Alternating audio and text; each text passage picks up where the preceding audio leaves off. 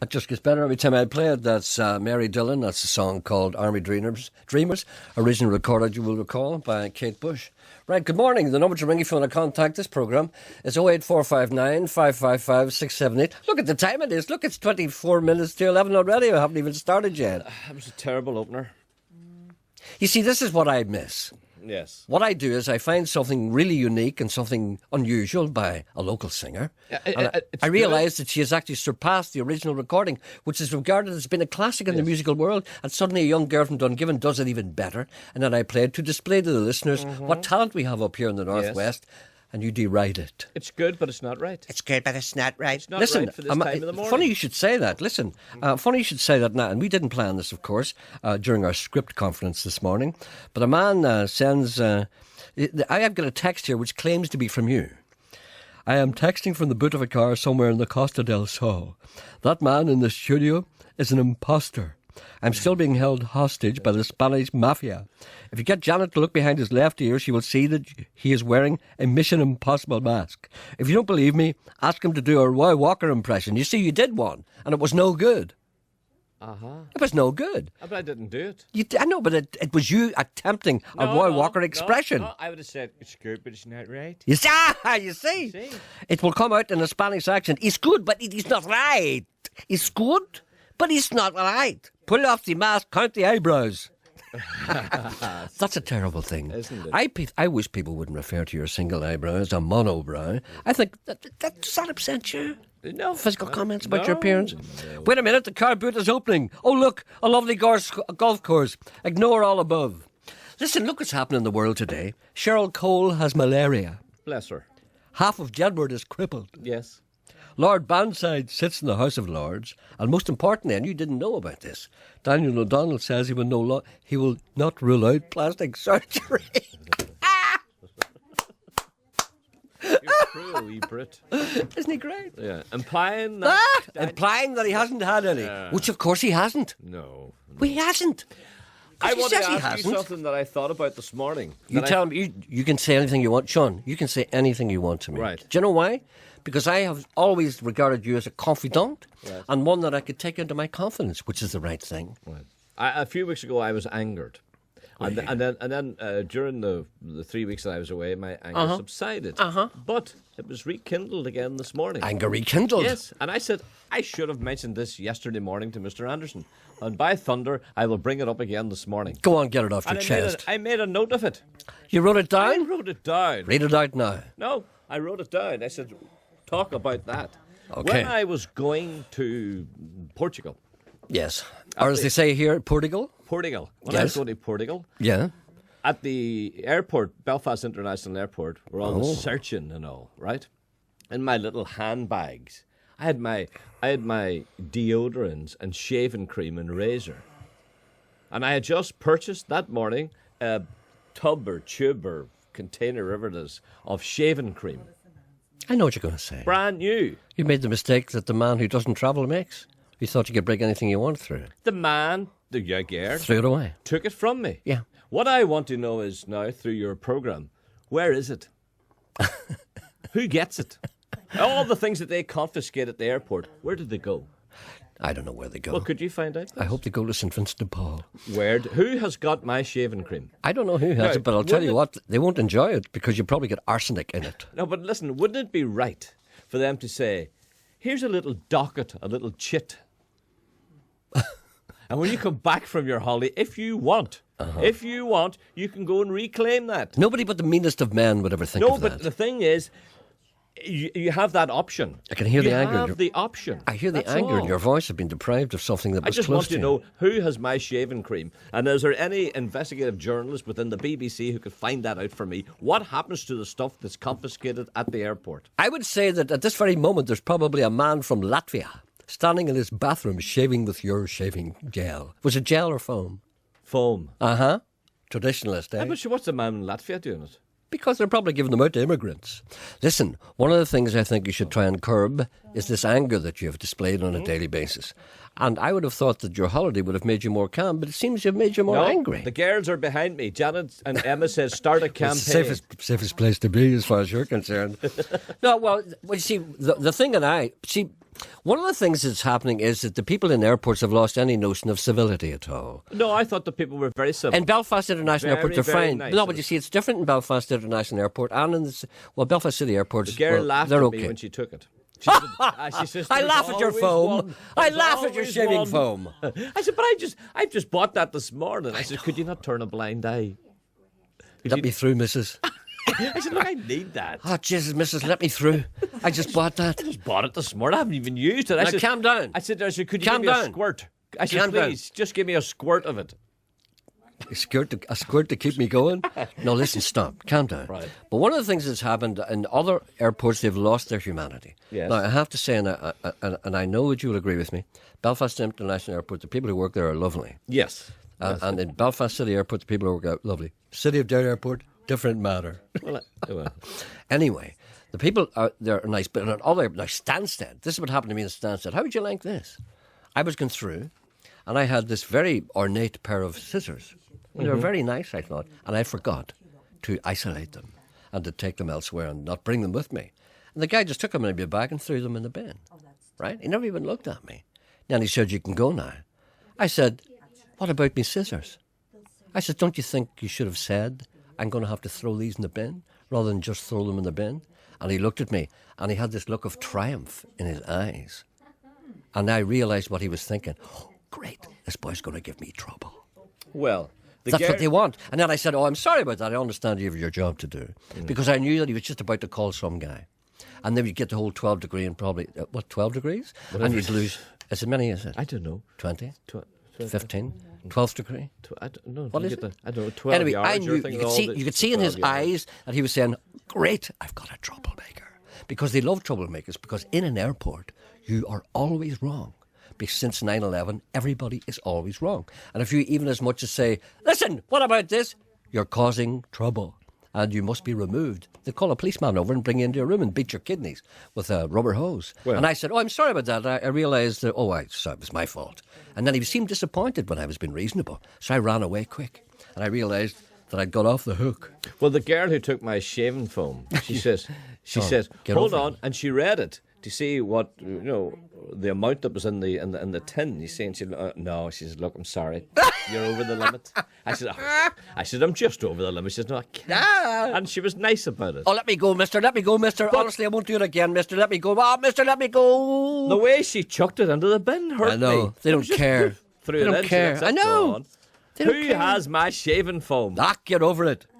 A gentleman writes to me and he says, "I was discussing Can't you see I'm talking here? But Janet has a call. Is she? I was discussing palindromes with a group of friends the other day.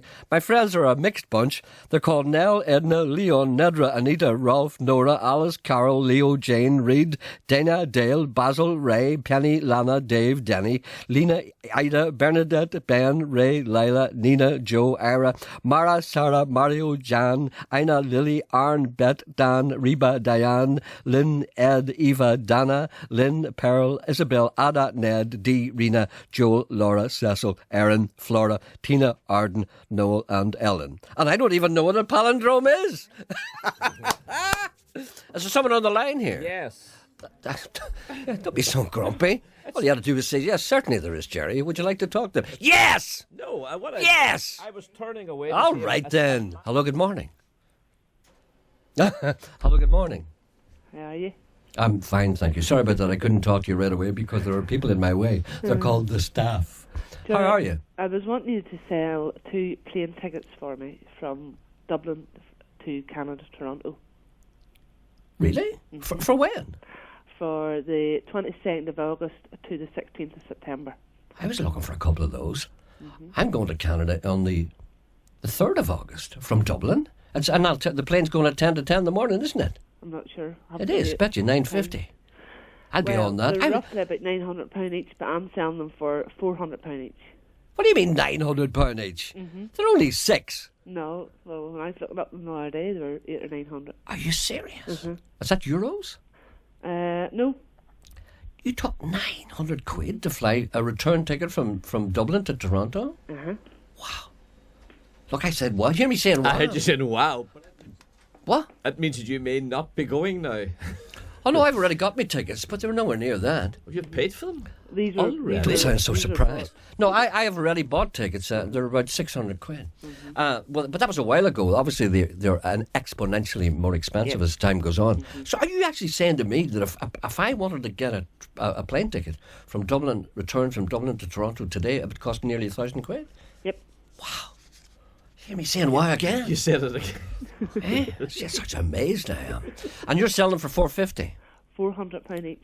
Oh, 400. That's a bargain. That's a bargain. But can you change the names on that? Yep. we Is that can. okay?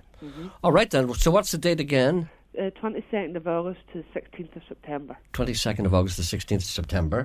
What? We have a buyer. You got a buyer already? You see, that's a bargain. We've got a buyer already. Very good. Okay, will you contact this lady? Janet has all the details. Janet. Okay, there you are, love. That's Thank it you very done. You much, see? Gerry. Thank you. There's the wisdom of coming on this programme. A lot of people would say, don't go near him. Thank But you very much. I'm here to tell you. Okay, Bye. excellent. Bye. There's another wee call for you. That's great. Thanks, Sean. No, not at all. Hello, good morning. Hello? Good morning, Gerry. I wonder who this is. This is Limo G. Sorry? Limo George. Yes. Oh, good morning, sir. George, how are you? Not too bad. Long time no speak to. Haven't spoken to you for a long time, yeah. No, Tell me what you're up to. well, not much. But it was just a comment about what's taken off people in the airports. Yes. I've actually had them open up the package with a brand new water bottle and Yes. examine it. Yes. Why? I don't know. Uh-huh. And as Mr. Coyle says, he had shaving foam Mm-hmm. taken off him. That's because it's pressurised. That's right. It's not allowed in the plane. But you see, it's not because it's pressurised. You don't allow any kind of liquid at all in case it's some kind of liquid it explosive. has to be in luggage, like a big suitcase. All right then. And Okay. as he says, he would like it chipped. I thought he was calling himself a name, but that didn't Well, I happen. thought so too, but I realised it probably wasn't. Yeah. Well, probably. Chit, of course, is an old Indian word. Oh, yes, but I thought he had said something else. I know. I didn't have the radio up that loud. Chit as well. All right then. But Well, you see, one of yeah. Sorry. I was wondering, have you heard anything from a gentleman years ago? Because I've been trying to get in contact with him. Who's that? It was a man called Michael. Michael, a fellow who used to be a correspondent on this program. Yes. Michael, yes. Michael is. Where is Michael? Do you know where Michael is? Michael went off to America That's right. To live with Indians. to live with Indians. Came That's back right. briefly Yeah. and then disappeared again. So we don't know where Michael is. Michael went away to the west coast of America to live with an Indian tribe. Well, If he's there, we would gladly talk to him. And if Michael is out there, by all means, give us a ring, Michael. And maybe perhaps he's undergone some kind of transformation. Yes. He may have been with the Cree. He sounded as if he needed to, but he was a good friend of mine. And if Michael can ring your station and get my number, Oh, you know him as a personal friend. yes. Okay. And did do before. Okay, Michael, if you're listening. And what is your name again? Sorry, I missed you. Limo George. Limbo George. I think I should have remembered that. All right then, Limbo George. This is not your real name, of course. Oh, definitely not. L. George. All right then, so if Michael is out there, has come back from his sojourn with the indigenous population of America, wherever he may have been, was he with the Cree or the Arapaho? I don't know, I'm sure. It's hard to tell. Yeah. Anyway, If he doesn't come back with a bow and arrow. well, do you know something about Indians? And did I talk to you about this before? I spent some time with them last year. By the way, you've upset Janet. Have I? No, not you. The subject of the shaving creams upset Janet because she knows someone quite close to her who lost a very valuable bottle of perfume. Yeah, well, Confiscated, taken off her. Well, I've had aftershave. Where is that and bottle my of wife perfume, she had wants to know. perfume. will you get over it? No, I'm not letting this go. I need a man, or a person. I need a journalist to investigate this. The reason why the people take the stuff away from you is because you're stupid enough to bring it on anyway, after you've read the regulations. It's not. See, you cannot bring any liquid in case it's some kind of liquid explosive. But you should be able to get it back. It's yours. No, what? You say you can't take it any further. I'm sorry. It'll be there for you when you come back. Do you know what happened to me one time in New York? Do you know what happened to me? No. I was getting on a plane in New York, and I had my car keys in my pocket for a car that was sitting in Dublin Airport, right? And I'm getting into New York, LaGuardia, Yeah. right? And the guy says to me, what is this? I said, it's my car keys. And he said, that key ring, he said, that looks like it may be a kind of weapon. He didn't say that exactly, but he implied that you'll have to take that off. That's okay, right? But I couldn't get it off. Yes. Because it was a kind of a solid thing. Yeah. And whatever happened to it, I couldn't get my keys off it. And I stood there for ages, and I rappling away at it, and I said, listen, I can't get this off. He said, it's not going with you. Oh. And I said, well, my car's in Dublin Airport. How you suggest I start it? He said, I don't care, buddy. And I says, well, you're going to have to get some kind of a hammer and break that. And he did. He did. He broke my car keys. I don't believe it. That's true. Ah, you see, do you hear that? You don't believe me. No, I don't believe that a man who was searching you had access to a hammer. No, he had to get a guy to go and get it. It wasn't a hammer. It was like a little hatchety thing. And he just chopped it.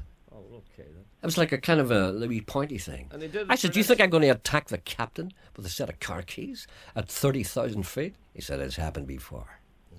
Yeah. But you see, and you're talking about your piddling soap lather thing? What about Janet's perfume? Ah, you see, 40 quid. Janet needs it too. Look, you see, he's away. The other person has hung up. Couldn't take it anymore. Limbo George crept out onto the door. Well, I used to be a rover and I rambled all over. I tried to play this 5 times yesterday, and now it plays.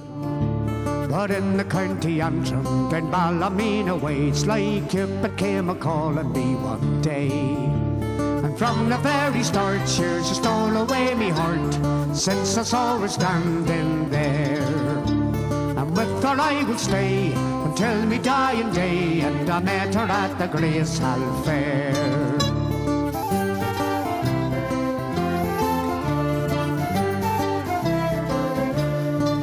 She was lovely as the roses and as graceful as a swan, and her lilting voice would brighten any dawn. I knew I'd be in heaven to hold her in me arms. I was smitten by her beauty and her charm. And from the very start, she stole away me heart, since I saw her standing there. And with her I will stay until me dying day, and I met her at the Grace Hall Fair.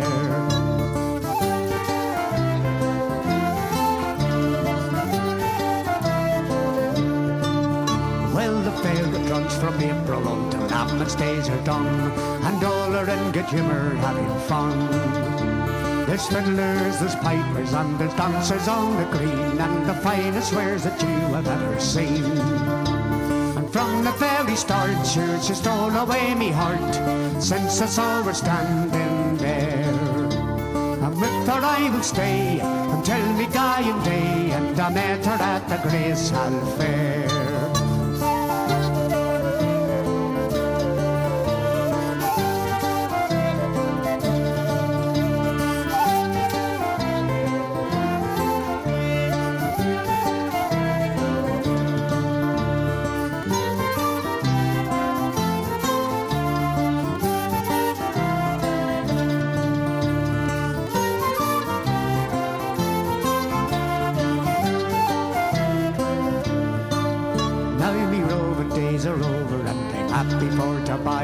For the lovely lass I met became me bride. Each day I count me blessings for true love we to share, since I met her at the Grace Hall Fair. And from the very start, she stole away me heart, since I saw her standing there. And with her I will stay until me dying day, and I met her at the Grace Hall Fair. And from the very start, sure, she stole away me heart, since I saw her standing there. And with her I will stay until me dying day, and I met her at the Grace Hall Fair. I met her at the Grace Hall Fair. Yes, I met her at the Grace Hall Fair.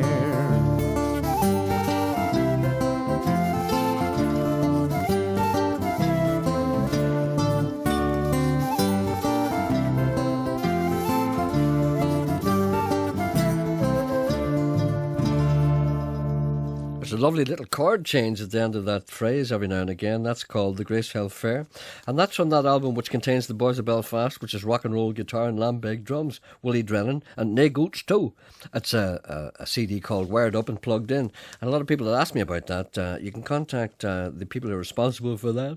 And I use the word advisedly. There's a website, www.theulsterfolk.com. Capital T, capital U, capital F, but all the one word. www.theulsterfolk.com. That's the Ulster Folk Orchestra, of course. Willie Drennan and Nae Goots too. And we might play that later on because we have many requests for that. What? Hello, would you take Connie before the news?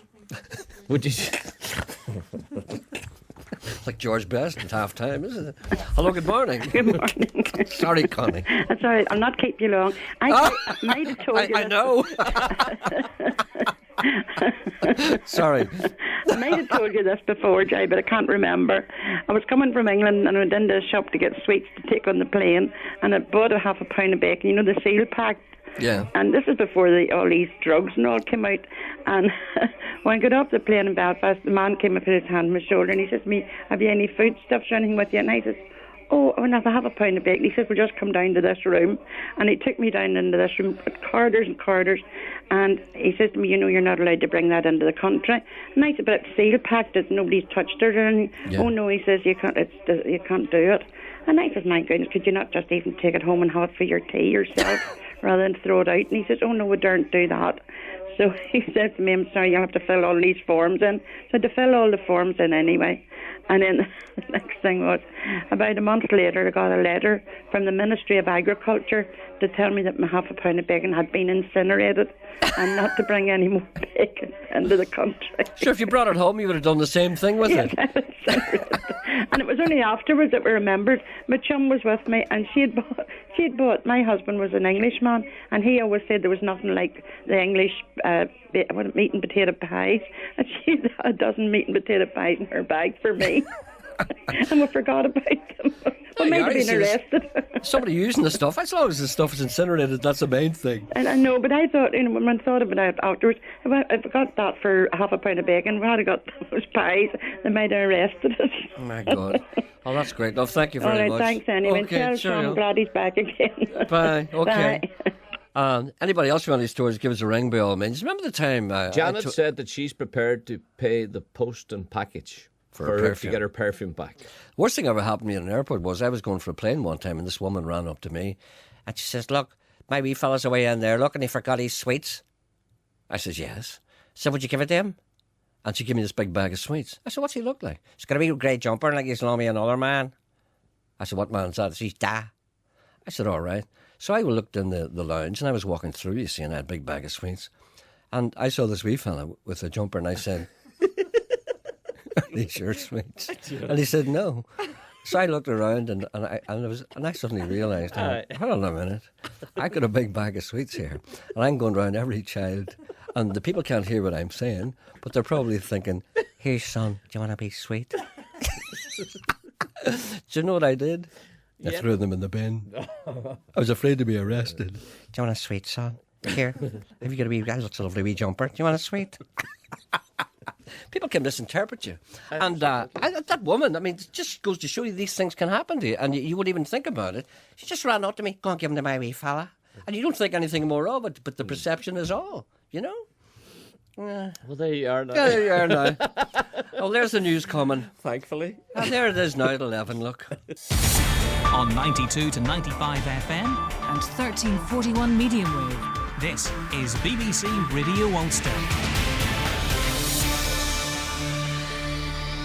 And at the BBC News Desk, this is Keith Burnside. A letter apparently written by the former prisoner Raoul Boat has declared war on the police and promised not to stop until he's dead. The 38-year-old has been on the run since allegedly shooting his ex-girlfriend Samantha Stobbart and killing her boyfriend in Gateshead on Saturday. A police officer was shot and wounded in his patrol car in Newcastle on Sunday. Officers are now surrounding a house in Gateshead. Last night, someone matching Boat's description carried out an armed robbery at a fish and chip shop in a village 10 miles north of Newcastle. Faye Smith lives in the village and says the community is frightened. I was woken up by the helicopters first. They were circling for quite a while, and then there was police all along the street, and it frightened the kids. I know a lot of kids have been frightened with, the pictures of Raoul Moat, him on the news. And a few of my friends have said, they've kept their kids out of school because they're so frightened. So I think it'll be frightening for everyone until they know what's happened, really. Visits to Hydebank Young Offender Centre in South Belfast have been cancelled because of a security alert. It's understood 2 suspect devices have been found in the dining room and army bomb officers are on their way to the prison. The Finance Minister, Sammy Wilson, says all Stormont government departments are going to have to play their part in making cuts. He was speaking after the Health Minister, Michael McGimsey, and trade unions again called for the Department of Health to be protected. Mr Wilson says Northern Ireland is facing a financial crisis not of our own making, and ministers will have to find a collective way forward. A van's been hijacked by 2 men with a knife on the Broadway roundabout in West Belfast. It happened shortly before 7:30 yesterday morning, but details have just been released by the police. 2 men in a Volkswagen Passat car stopped the van, smashed its windscreen and threatened the occupants, who ran off. The men then drove off in the van. Both vehicles were later found abandoned in Loudon Street in West Belfast. The weather now with Cecilia Daly. Most places will remain largely dry until early afternoon, even some brightness here and there too. This afternoon, thicker clouds will bring outbreaks of rain, which will become more persistent, and southerly winds will freshen. Not that warm today, with a high of around 18 Celsius. This evening will be wet and windy for a time, but it will dry up overnight with winds easing. BBC News. BBC Radio Ulster. Travel news. A new traffic layout is in place on the M1 at Sprucefield. This will only affect those travelling west, so if you're heading towards Dungannon, get into lane 2, otherwise you'll be diverted onto the A1 towards Newry. And in Omagh, the Tamlock Road is closed while Northern Ireland Water carry out work for the next couple of months. Delays of half an hour can be expected. Aileen Moyna reporting. Travel news on BBC Radio Ulster.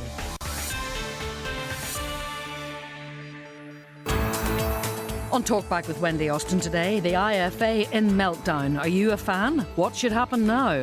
As our ministers talk money... Stop playing politics with this. Give me money. Give me money. How do you get your own way on away days? Are you a graduate or you've got one at home? Any sign of a job? Or is further education on the cards? And office etiquette.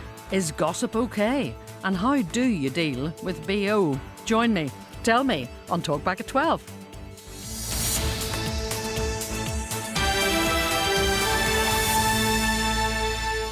Thank you, Andy. That's Talkback coming up at 12 o'clock. Radio Ulster Pronunciation Guide, Part 3. The following word. H-A-R-R-Y. Hurry? Yeah. Hello? Please move on. I'm in a hurry. Oh, no. Okay. BBC Pronunciation Guide, Radio Ulster number 5. C-A-T-S. Cats. The government has announced cats in the health budget. You're a great wee boy, aren't you? You're so perfect. You're smart. I am, aren't I? You still haven't got the big shadow away from Cecilia and at the weather. I've been away 3 weeks and come back to a big shadow still there. All the weather people. That shadow is you. It's so ancient. I know it is.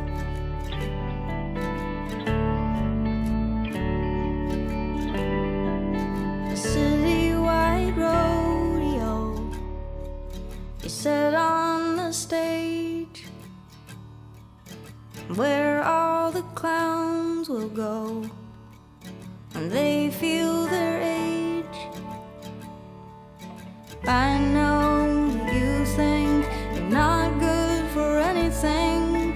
The world makes you feel so small. Get on your wooden horse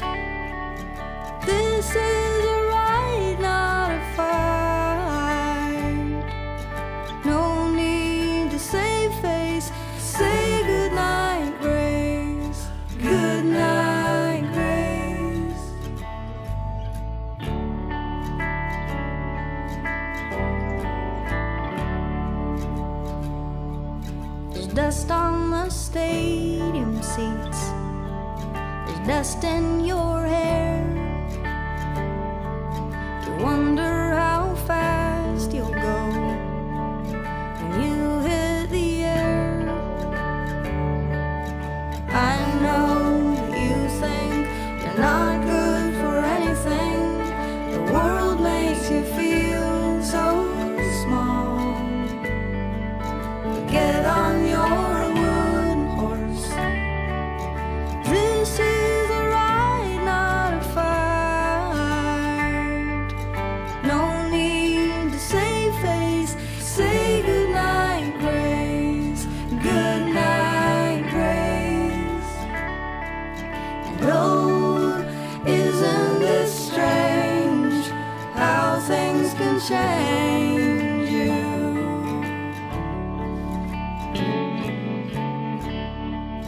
Isn't it plain that some things are named you? So don't ask anybody else.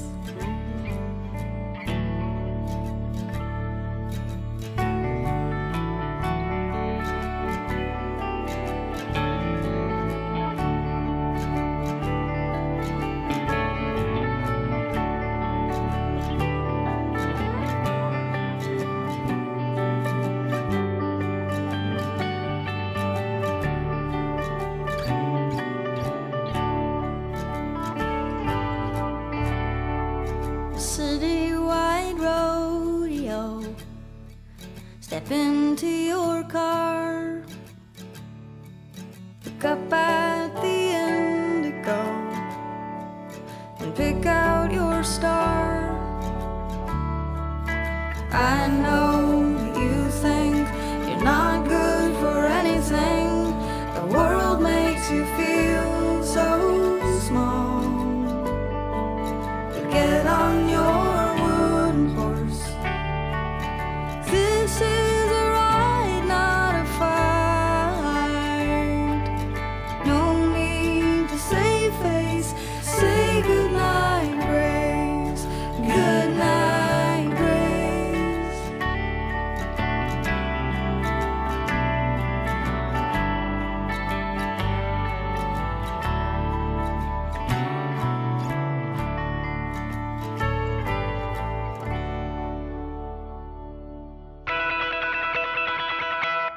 Working in the city, all the guys in their ties, capitalist junkies with their lying eyes. I gotta get out of here. I gotta get out of here. Wow! Working in the city, I'm barely alive. I'm just another number, but I'm slaving 9 to 5. I gotta get out of here. I gotta get out of here. Oh, I wanna go where the grass is green and fishes are swimming on by. Yeah. I wanna stand on a mountaintop and ride closer to the sky. Yeah, working in the city. I gotta get on home. I'm standing in this jam-packed train. I never felt more alone. I gotta get out of here. I gotta get out of here. Wow!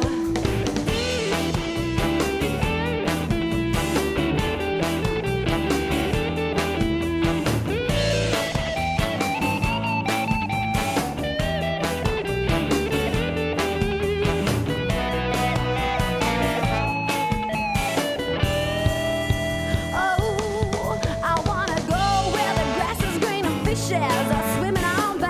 Yeah. I wanna stand on a mountaintop and ride closer to the sky. Yeah, I'm working in the city. I gotta get on home. I'm standing in this jam-packed train. I never felt more alone. I gotta get out of here. I gotta get out of here.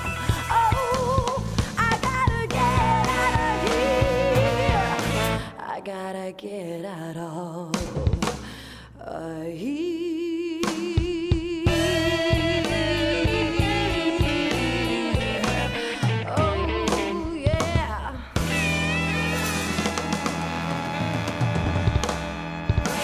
That's a great singer. That's a great band. That's a girl singer called Kat McGinty from an album called, let me just check what that is. I just got it in. It's called Take Just What You Need, featuring a band called Red Jam and David Oliver. Of course, David Oliver's a great singer-songwriter in his own right. These are a bunch of people from Strabane, very County Tyrone, very talented. That's a new album. I'll be playing more of that. It's called Take Just What You Need. It won't be released until the 6th of August, but if you're interested, it's available now on their website, which is www.redjam, redjam.us. That's www.redjam.us. They've taken a great leap there because they're not recorded by any label. They recorded that themselves and it sounds great. Anyway, I'll be playing more of that and be telling you more about that as the weeks go on. Here's something that's a bit of a tradition and you'll probably be interested in this. Portrush Summer Theatre. Portrush wouldn't be the same without the theatre in the Town Hall, and they're kicking off on the 7th of July in Portrush Town Hall, Mark Street. Portrush, 8 p.m, continues until the 29th of August. Especially when you know it's going to rain. Wouldn't you want to go in to see the Ballywilliam Drama Group performing Don't Tell the Wife? Don't Tell the Wife! Don't Tell the Wife by Sam Cree. Sam Cree is a great songwriter and not a songwriter, no, a playwright. Don't Tell the Wife. Oh, for God's sake, Yuffla, come in and sit down beside the fire. Don't you see the people coming in out of the rain? They were in Barry's, but they ran out of money. And they're at that big wheeling on that slide and they're saying to themselves, right, they're saying, there's no more rain to be got on top of me. I'll go in and have a look at the Ballywilliam Drama Group performing Don't Tell the Wife by Sam Cree. Sorry, I'm losing control.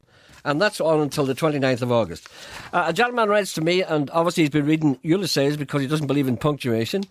Gerry, I was eating out in a restaurant the other day. I suspected that the meal would be crap, so I ordered a decent bottle of wine so that it would put me in good form during and after the meal. There's nothing worse than a terrible meal and no wine. There's some restaurants that don't give you nice fluffy cream potatoes with your meal. Instead, they palm you off with those ridiculous Yorkshire puddings, pasty with nothing in them. So I won't be back in that restaurant again. Give me a good Chinese any day. Thanks, Gerry. Try the Furama Chinese restaurant near the Antrim Courthouse. First class. I know the owner well.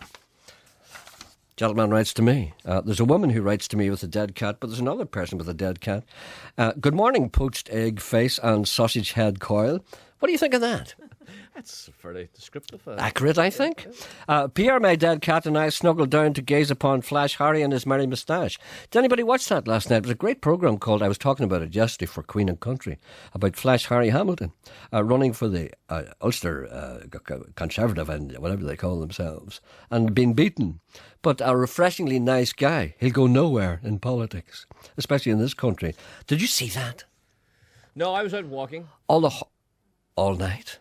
Well, like some kind of vagabond? No, I... Did you see the horrible little men who were in that programme, the little politician men? And Harry stood out, apart from the fact he was 6'4". He towered above them in stature. He's 6'4". Is he? Yeah. Doesn't look that big in these photographs. Well, photographs are sometimes deceiving. I mean, have you ever seen Jordan in the flesh? But, you know, when he's standing beside his other band members, he doesn't seem to be towering over them. Maybe they're all over 6 foot. How do you know? Anyway, the point is this, I suppose. The point I'm trying to make is this, that Harry actually stood out because he was a genuine guy trying to help. And the wee men around him didn't understand that. Anyway, Pierre, my dead cat, and I snuggled down to gaze upon Flash Harry. Red wine in the left paw, white wine in right, salmon fish bits on the spit and socks dangling upon the fire guard. The howling wind battering the cod against the windows, and Mr. Coyle being battered by a Belfast girl who had her seat nicked on holiday. All was well with the world.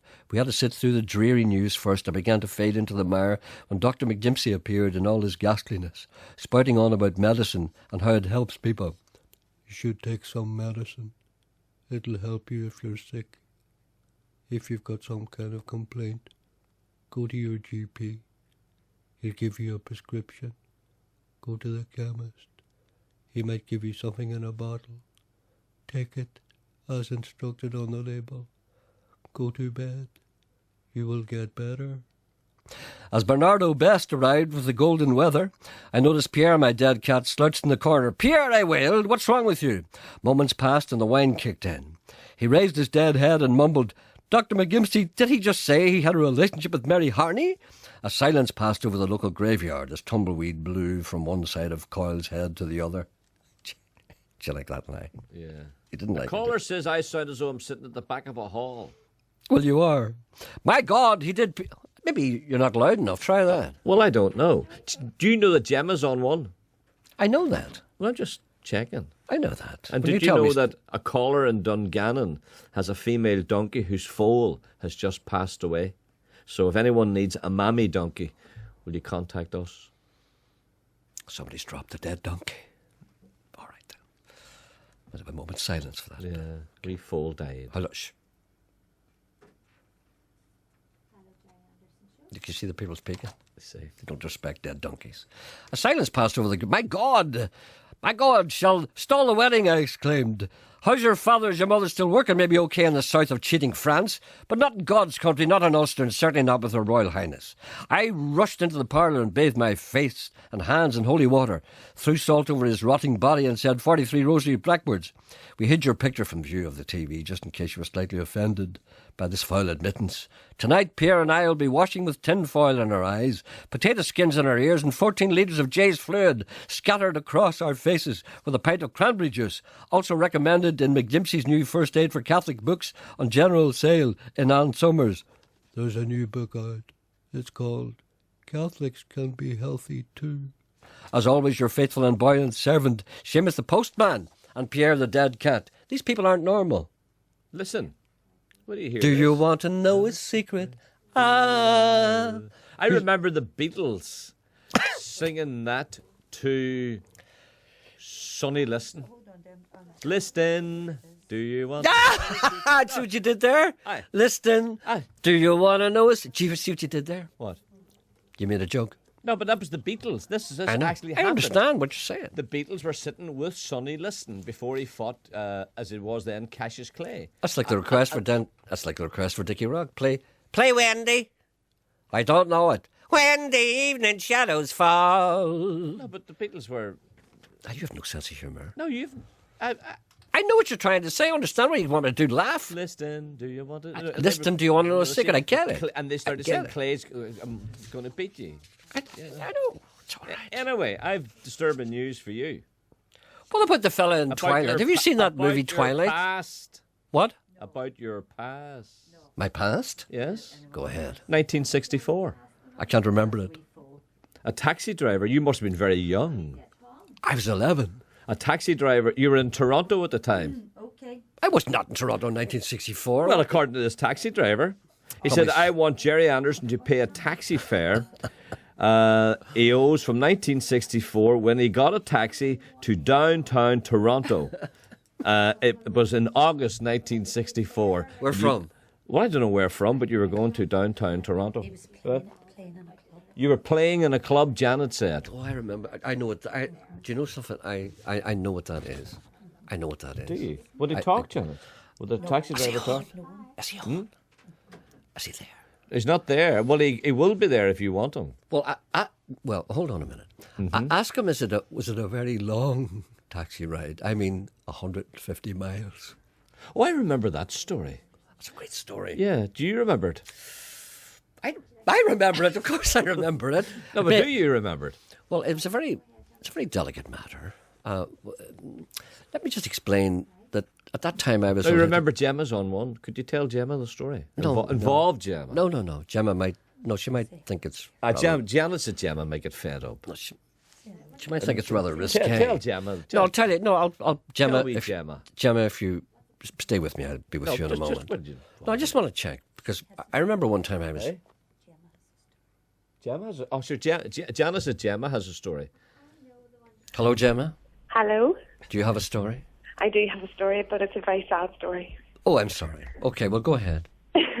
I'm getting married on Thursday. That's How not sad the is that? bit. Yeah. That's not the sad bit. Yeah.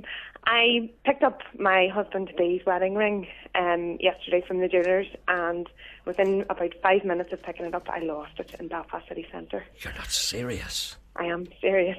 Have you told him? Oh, yes, he knows. How did he take that? Badly? No, I know you're trying to protect him. I can't say he took it well. Okay. Let's say you surprised him. It was a surprise. Not the kind of surprise he was expecting, but it was a surprise. Let's just say that he was surprised to find out that you'd lost it. Okay? Yes. Now, tell me exactly where you think you lost it or what. The corner of Church Lane in Belfast, around the corner just from Victoria Square. It's a men's wedding ring, and it was in a wee black velvet pouch. Dear. And looked everywhere for it, can't find it, and I was just looking to see if anybody found it, if they could hand it in to the police if they could. Oh, dear, I was very desperate. Oh, dear. You know, your husband might think you're looking for a loophole. Well, it was well that he didn't lose mine, because mine is like 4 times the price of his, so I thought it was better to lose his than lose mine. You must have felt desperate. You must have felt awful when you realised that you'd lost it. I did. That's probably the. Can I guess and say that it's probably the worst thing that's ever happened to you? No, maybe not. I'll have to wait till Thursday. Until after you get married. All right. Oh, dear. Well, what are you going to do if you don't get it? You're going to have to get another one, obviously. I'm just going to have to get another one, yeah. I'll have to get another one, but I just wanted to see if anybody had come across it. All right, then. So it was in a little box. It was in a little pouch, a little velvet pouch. Was it kind of goldy or silvery or what was it? It's silvery. Oh, silvery, okay. A wee silvery ring, a wedding ring, obviously. Yeah, men's wedding ring. If anybody found that, by all means, right, give us a ring here at 08459 555 678. And 08459 555 678. And you get married on Thursday. On Thursday, yes. Well, I hope it doesn't spoil your day, and I hope you get it back. Thank you. All right, then. All right. Thank you very much, Gerry. Bye. I feel sorry for her. Why? It's only a wedding ring. Oh, that's like somebody saying, do you know what that's like? That's like a friend of mine who had a dog, right? Yeah, but you know what I mean? That's not going to stop the wedding. No, but they're still going to get married. I just want to talk to you as if. Sad. Let me talk to you. It's sad. It's unfortunate. Let me talk to you as if you. Hey. Let me talk to you as if you had feelings. I have feelings. I feel sorry that she lost her husband's wedding ring. I know a person who gets it back. I know a person who lost their little dog, and the reason why they lost their little dog was because some other dog had kind of savaged it. This is years ago. And the person who owned the dog came up to the person's house and said, "Listen, I'm sorry about that. My dog, I believe, killed your dog. I'll get you another one." And the person said, "Do you know what the guy said? He said, what's wrong with you? It's only a dog." Oh, that's different. What do you mean that's different? That's the same thing. 11 creatures. Is this taxi driver? Is this about a long taxi drive? Did you establish that? Jana thinks so. Well, if it is, it's a very unfortunate tale. I happen to be. Are you going to pay? Janet wants to know. Are you going to pay the man? It all depends. George is on too. No, let me tell you what happened. I'll give you the background in this, and if it is this story, don't let him on. I happened to be in Canada once, and I took a train from Montreal to, where was it? Montreal to, I can't remember, I think it was London, Ontario, which is about 150 miles south of Toronto. I was going to Toronto, but I was stopping off there and going to go somewhere else or whatever it was. So I was on this train, and the most beautiful girl in the world sat down beside me. You with me? Yeah. So it was a long trip, and as time went on, we talked. Did she sit directly beside you or sit opposite you? Opposite me. Right. Well, she didn't sit down beside you. Don't be such a pedant. The same seat. Well, she went in the carriage or whatever. Yes. Was it a carriage or was it an open? It's an open thing. Big long. See, there's a table in the middle, and the people. Okay. And she sits opposite you. Yes. And we started to talk, and we seemed to get on okay. And a person came around and said, "Would you like something from the bar, sir?" And I said to her, "Would you like a little something?" She said, "I think I might." So a lot of drink was taken, right? Right. So by the time we got to London, Ontario, we were a little tiddly and were becoming quite friendly. And she said, "Where are you going now?" I said, "Well, I'm changing this train and I'm going to Toronto." And she said, "Are you in a hurry?" And I was, but, with a drink. Uh-huh. I said, "No." And she said, "Why don't you come home with me?" I said, "All right." So we went out and we got in a taxi. right? Right. And we went to somewhere, a very nice place. And she says, here we are. Go around the corner. And I got out. And I was walking up towards this apartment block. And this man ran out and started to shout at her. And she says to me, get back in the taxi. So I get back in the taxi. And the fella started to beat at the windows. So I said to the taxi driver, to the railway station, please. So I went to the railway station. I got to the railway station, I suddenly realised that I'd left my ticket on the other train. Right? So I went up and explained the situation. And I'd spent all my money on drink. Mm-hmm. So I had no money. I had no ticket. So I went up to the man in the railway station, explained to him, and he told me to walk. Right? So I'm appearing at a well-known club that night. And I went, hailed a taxi. And the taxi stopped. How did you pay for the taxi from the girl's house to the train station? I just jumped out. I told him that she would pay for it. But she's in the house. Yeah. And she said to you, get in the taxi. I paid for that. You paid for I that paid for that. taxi? That was only a couple of dollars. And I had that. That's okay. But I hadn't enough. Checking. Stop trying to No, it's all about detail, you said. Been telling the story, it's all about detail. No, it's all about trying to catch me out in a lie, is what you think. Right. Anyway, so I hailed a taxi. And I said to the guy, I said, could you take me to Yonge Street? He said, Yonge Street? He said, there's no street of that name here. I said, no, Toronto. And he said, that's 150 miles away. I said, yes. He said, I hope you don't mind, he said, but can I see your money? I said, I don't have any. Right. And he said, well, how do you pay? I said, well, when we get to where we're going, the manager of our band will pay you. And he said, I don't believe he will. I said, well, if I give you a phone number and you ring it and you talk to him, would you do it then? So he rang the manager of the band. I gave him a number. And I spoke to him first and I gave him the phone. And the fella said, listen, I'm sorry about this, but this guy has a history of doing this kind of thing. I said, I'll square you up, get him down here. So we arrived and the manager wouldn't pay him. Oh. So if it's him, don't let him on, all right? And what happened? Was there a fight? Was there a row? I got out and ran into the hotel and left the two of them at it. It's nothing to do with me. And you were 11 years of age? Yeah. Isn't it amazing? George is on too. Oh, is there? Yeah. Hello, good morning, George. Good morning, Gerry. How advanced I was for my age. Yeah, good morning. You were very advanced, very advanced. How are you? Listen, I'm not too bad, not too bad. I'll tell you what it is. Sean was on earlier on about lost his shaving foam at the airport. Yes. A sad story. It was a sad story. Yes. I was coming back from Jamaica in May of this year. Yes. And I bought, the usual, I bought the 400 cigarettes and a bottle of vodka. And it was a dear bottle of vodka at the airport in Jamaica. Not just your ordinary, yeah. Yeah, well, I come into Gatwick Airport and I forgot to take it out of my trip bag. And I went through security and they took the bottle of vodka off me. Did they? Yes. Do you know what you should have? Do you know what you should have done? You should have put it to your head. I opened the bottle and she said to me, "You can't drink that here, sir, because this is a controlled zone." So they wouldn't even let you drink the vodka; they were taking it off you. Yes, this is a controlled zone. But they let me keep the 400 cigarettes. And you had 400 cigarettes? I had 400 cigarettes in my bag, Jerry. And did they take 200 off you? No, they never took not one off me. Because I was saying to them, we'll have a wee drink and have a wee cigarette at the same time. They said no. And they wouldn't let you do it? No. See, all the humanity has gone out of air travel, all the pleasure has gone out of it. It has. And the top of it all, Jerry, when I come back to Belfast International, I got my bags, walked outside, lifted my phone out of my pocket, rung for the young lad to come pick me up, and I lost 50 quid. It fell out of my pocket. No, you should stay at home. I think I should stay at home. You should stay at home. If they don't like the look of you. They don't. They have carte blanche. Yeah, but when I opened the bottle of vodka, she said, "You can't drink it here, sir." It's the other but so I more or less just stopped the top of the vodka, and screwed the back bottle, the top back on, and gave it back to these people. There you are. So make sure nobody else can drink it. The country's gone to the dogs. It has.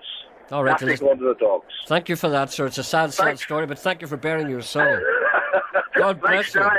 All the best. Bye. Bye. Bye. Do you hear that? I have a suggestion. See that man's vodka? Yeah. Right, for example. Mm-hmm. Now, why don't they have some sort of sink or some sort of container where they unscrew the bottle and pour it in front? Or you said, sir, you have to pour it out. And you pour it out. That's so nobody else will get it, yeah. They should have a drink sink. Yes, and the girl should have squirted my foam into a big tub in front of me. And then got into it. And what about Janet's perfume? I don't care about Janet's perfume. Tell her. And Alan's on one. She'll have to wait. Alan, but he'll have to wait then. I have stuff to do here. Think I've all day to talk to people? Graceful beauty of a seraphim. Baby, I want to feel your breath entering. The sun is setting, shadows lengthening. Our tender passion, it will be lingering. Releasing feelings hidden deep within. I love to stay and listen while you sing. It's kind of love that I'm thinking of. I'm addicted to your sweet stuff. It's burning up. I can't get enough. No, I won't let you go. Continue. All the good things in our wasn't free. No, you can't hide or run from your destiny. You can surrender us so tenderly. Just breathe in deep and feel your soul release. It's kind of love that I'm thinking of. I'm addicted to your sweet stuff. It's burning up. I can't get enough. No, I won't let you go.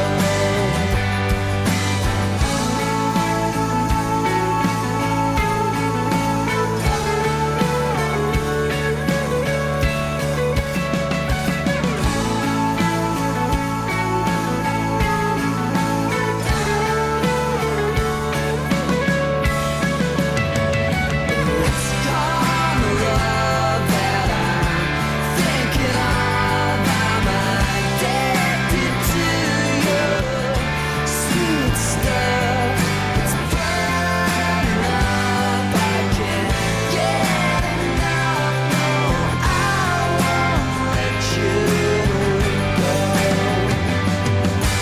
It's kind of love that I'm thinking of. I'm addicted to your sweet stuff. It's burning up. I can't get enough. No, I won't let you go. I won't let you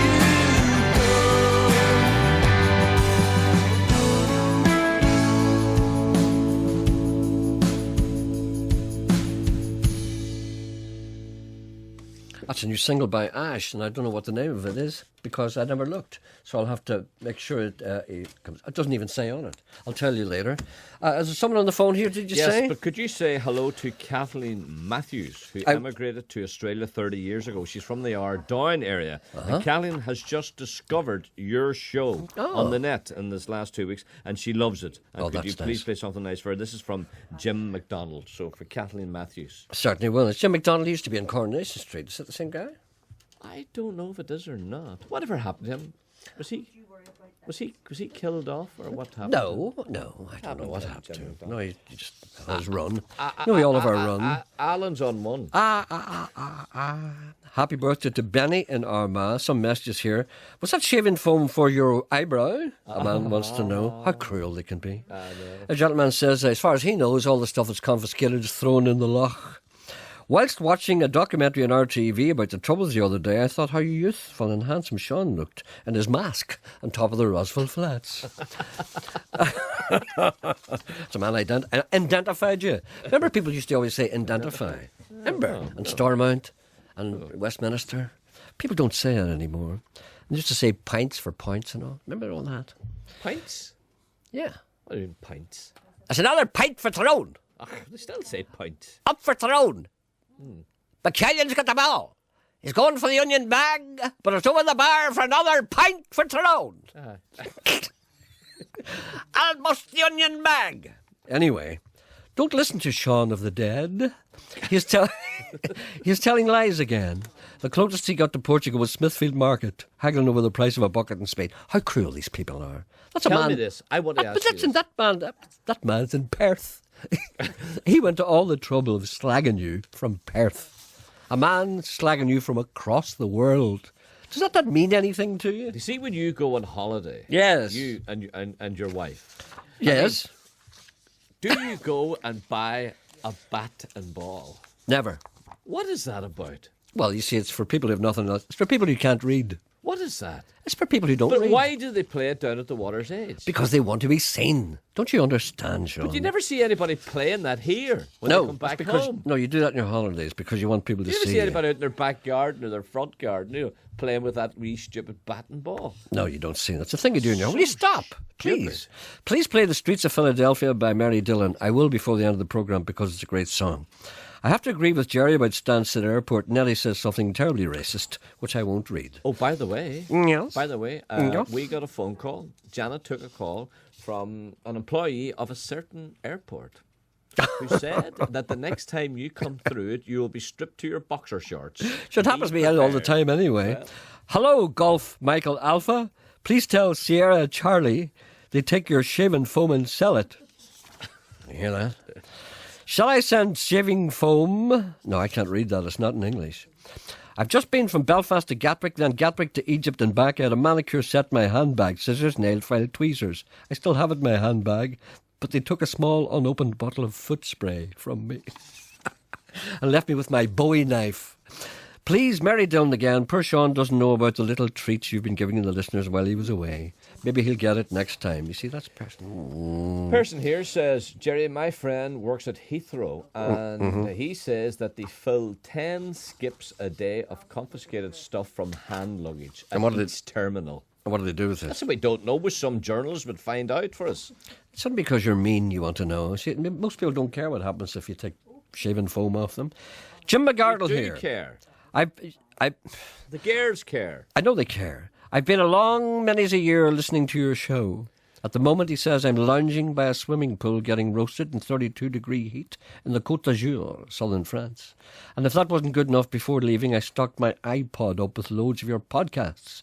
I'm laughing my head off and attracting some very strange looks from my neighbouring French, Dutch and German sunbathers. Do you realise, Gerry, how good you and Sean actually sound in the Riviera? May not sound so good here. But we sound crap here. Yeah. But I'll tell you what, when you get away, we sound great.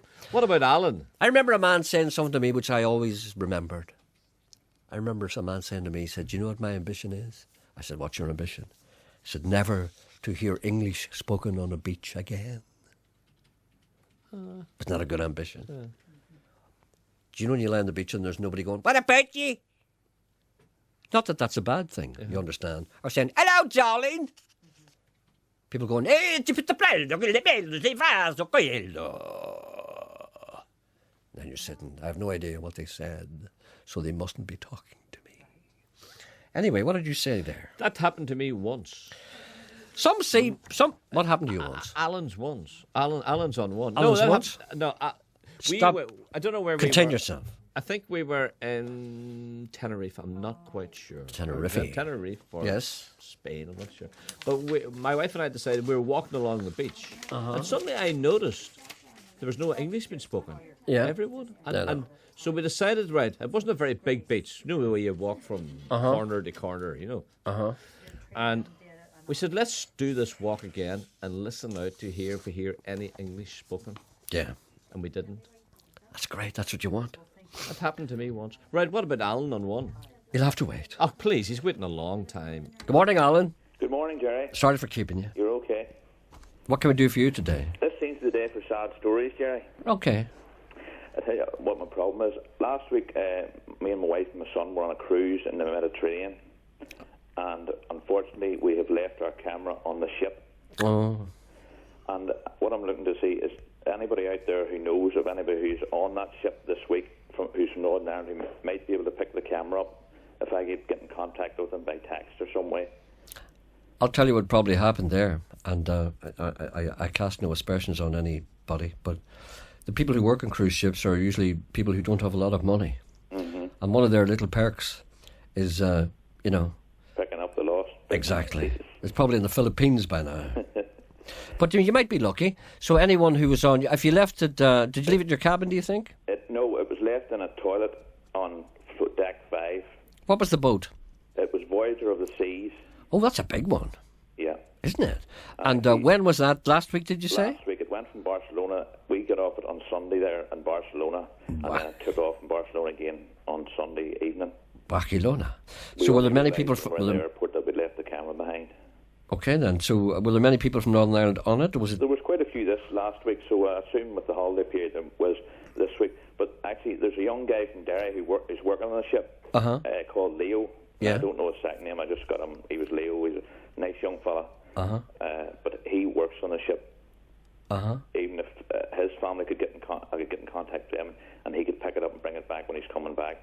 Yeah, okay, because chances are that probably somebody did pick it up, because when you're leaving a cruise like that, if you found something, you would just lift it and take it with you, because you can't give it to the ship. To lunchtime, and the new people that were already coming onto the ship.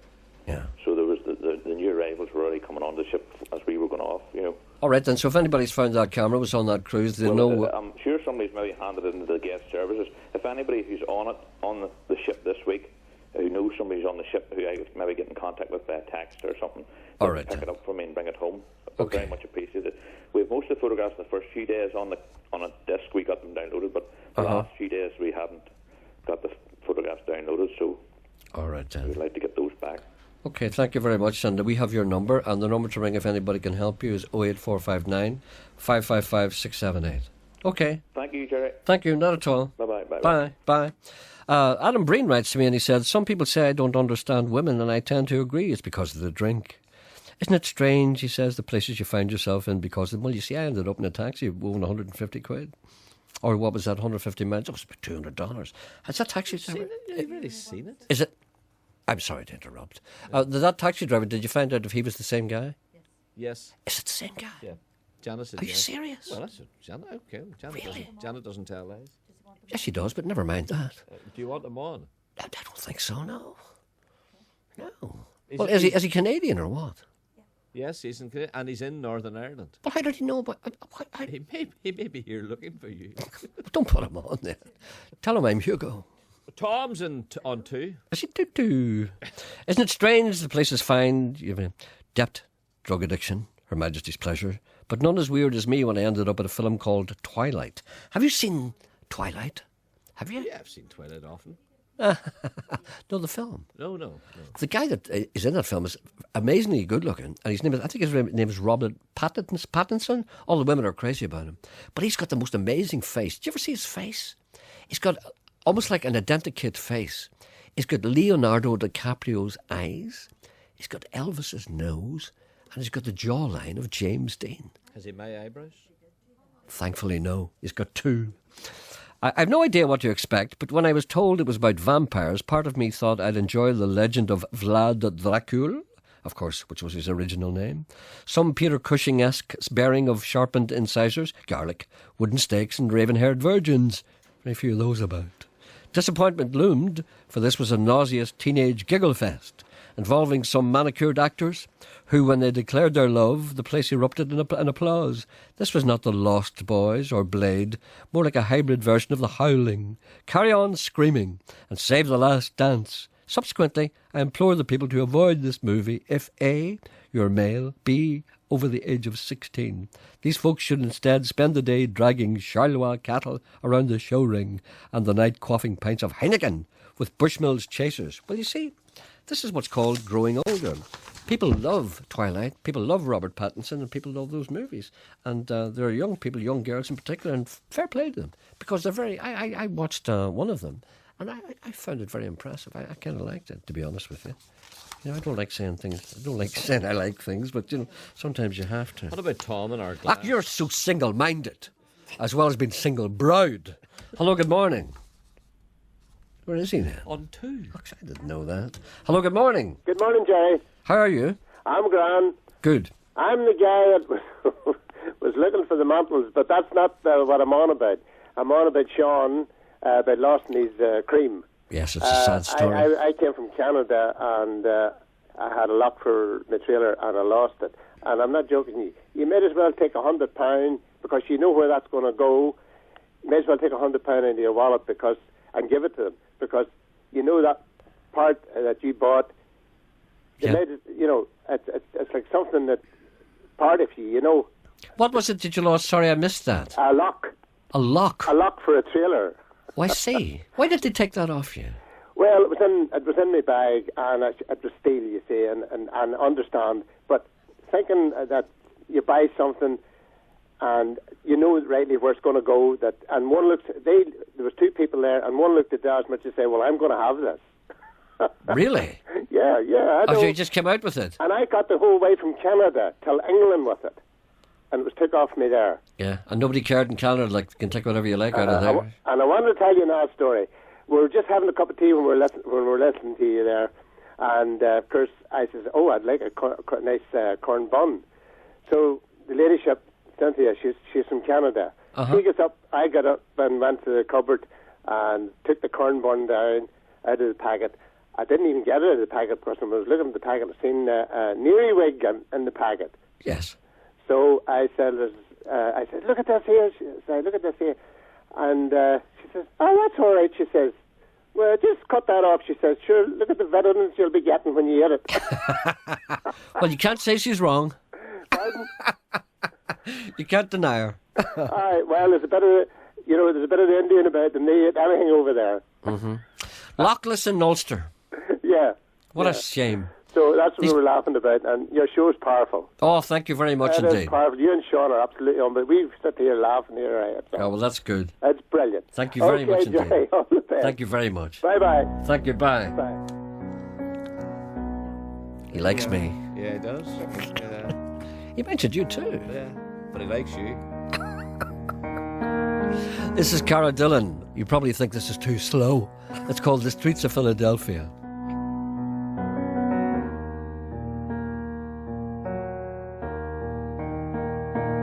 I was bruised and battered. I couldn't tell what I felt. I was unrecognizable to myself. I saw my reflection in a window. Didn't know my own face. Oh, brother, are you gonna leave me wasting away on the streets of Philadelphia?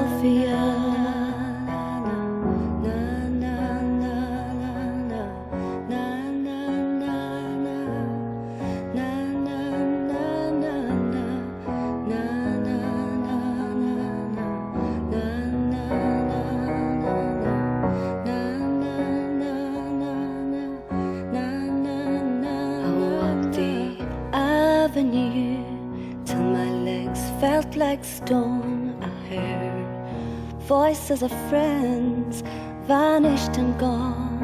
At night I could hear the blood in my veins, just as black and whispering as the rain on the streets of Philadelphia.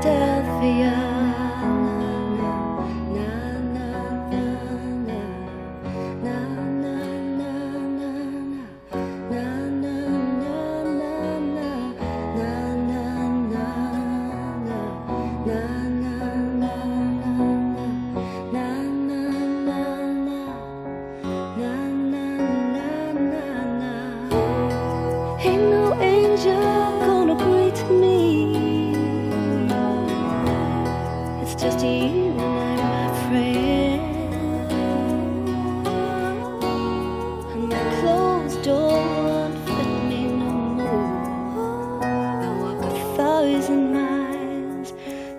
slip the skin. The night is falling, I'm lying awake. I can feel myself fading away.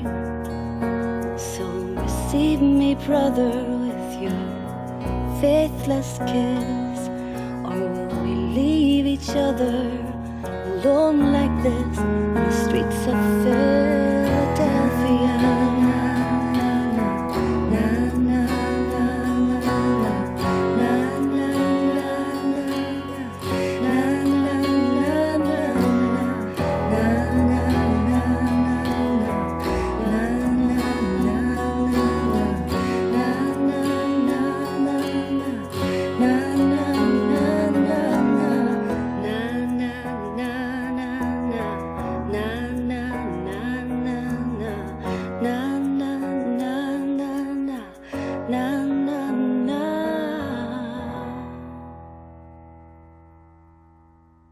Cara Dillon, of course, Streets of Philadelphia.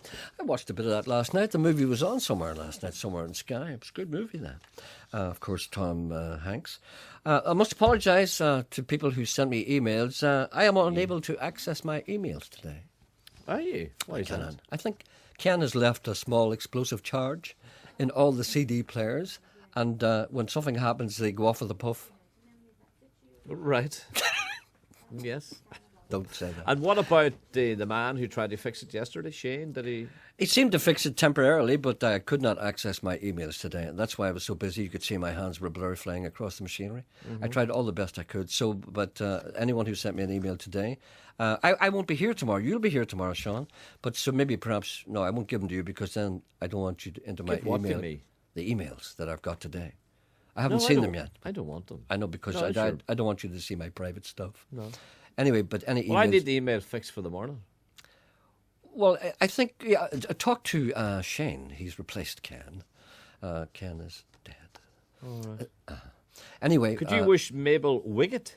Mabel Wiggett? Mabel Wiggett in Cornwall. What a very happy. Great name. Mabel Very Wiggett. happy birthday. Yes, indeed. And this is from John McCandless. Any chance of playing Barry Chambers, please? Barry Chambers? Probably means Barry Fleming. This is here, Barry Chambers. I don't know Barry Chambers. Or do I? I know. It's probably Barry Fleming. Chambers. Barry Chambers is our cricket correspondent, is he not, on Radio 4? Well, maybe perhaps he'll come down and sing us a song.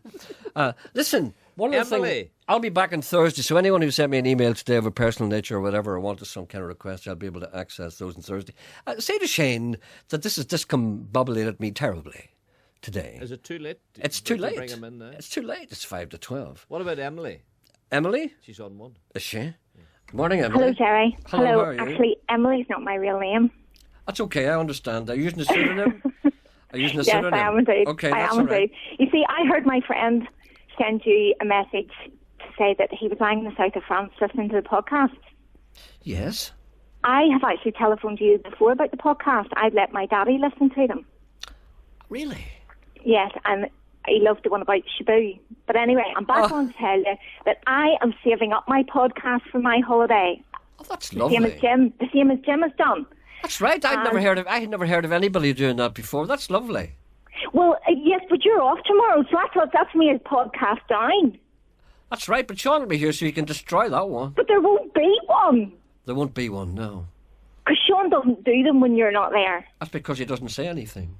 You see, and the ring is growing because my Slovakian colleague was with you last week.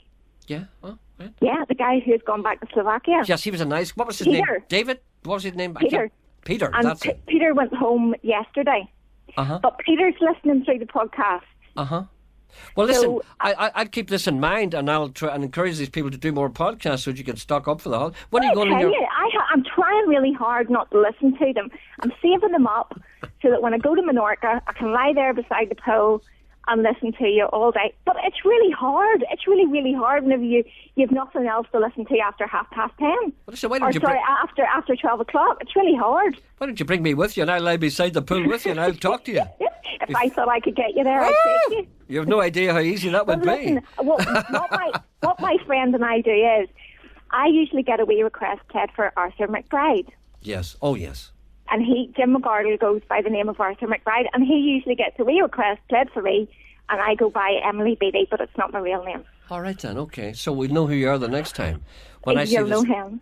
when I Well, see I'll the- tell you, we'd be lost without them. Oh, that's great. That's very nice, actually. That's a great compliment. Thank you very much indeed. And I hope you enjoy them, and I hope you gather enough to make an enjoyable. I have about 2 years' worth to take with me. That's enough to get you a jail sentence. That's enough I'll to give me a fortnight. The police will be looking for you if you have any more. Well, listen, enjoy your holidays. We'll try and get as many your way as possible. Well, then don't be taking any more days off, Gerry, please. All right then, just tomorrow. Okay, see you Thank later. you so now. much. Bye-bye. Bye. Bye. Did you hear that? Yeah. She likes me too. I know. She That's just wants great. you to go.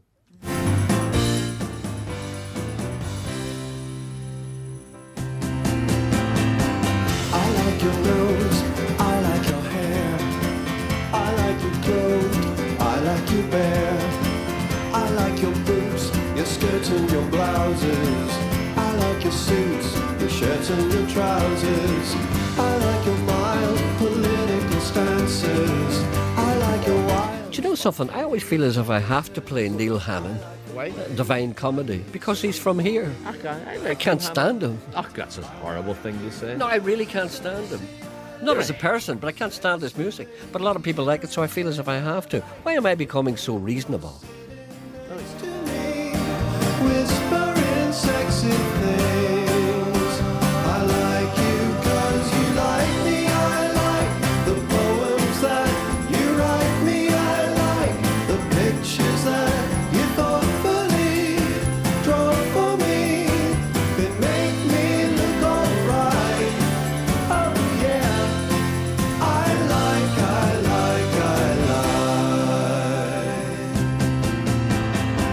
I like the way you make me laugh.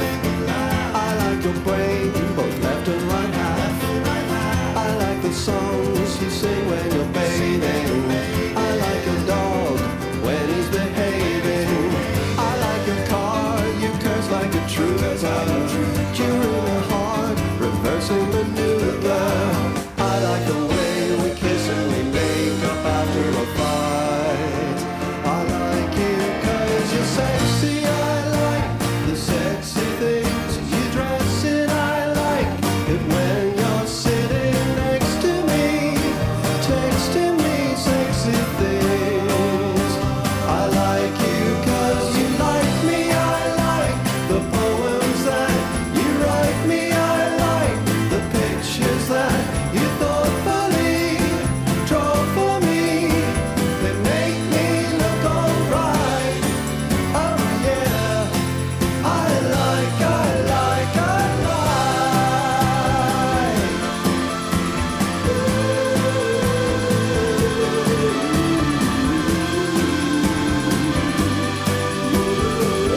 I like you 'cause you're crazy. I like the way you do whatever you like. It constantly amazes me. Baby, please stay with me tonight. Oh yeah, I like.